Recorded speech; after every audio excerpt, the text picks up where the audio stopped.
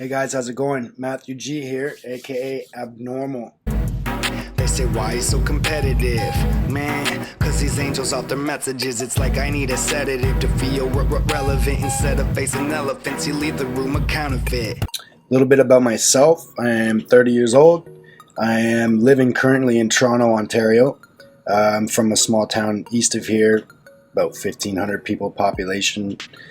I moved here 2013 on a mission to do bigger things with my life. I already knew that, music was my dream, and a big part of my life at that point was Drake, obviously from Toronto. So that to me, Toronto was like, my first big step towards, making my dreams come true. Now, I've never had like any mentors or guidance throughout this process that I've been on here, but I do know that once you establish your place of residence in a new city, you need to make money to provide for yourself. You got to pay rent, you got to eat properly.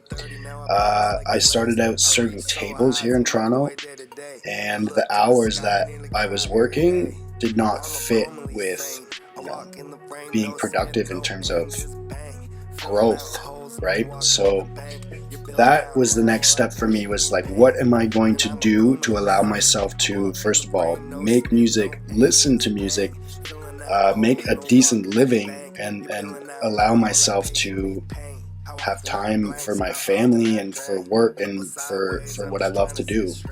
So I ended up becoming a personal trainer, and I went very deep down that route. I would like to say that I am pretty good at it. I've been doing personal training for about 6 years now.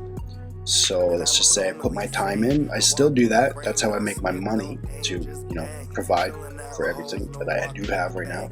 I started writing music in 2009. Then about 2010, 2011, I purchased some equipment to be able to create my own beats. Spent some years doing that, and let me just say, did not learn to do it efficiently and correctly right off the start, so kind of a lot of wasted time, but I do not regret any of it. You need to figure things out for yourself, guys. In 2013, just shortly after moving to Toronto, I bought my first good quality microphone, and I also bought a Native Instruments machine production system, which is kind of my next step into producing my own beats so I can write to them. That was also the same time that I released my very first ever and pretty much only song that was kind of decent, and I did that in collaboration with one of my buddies, actually my roommate at the time, who was making some house music.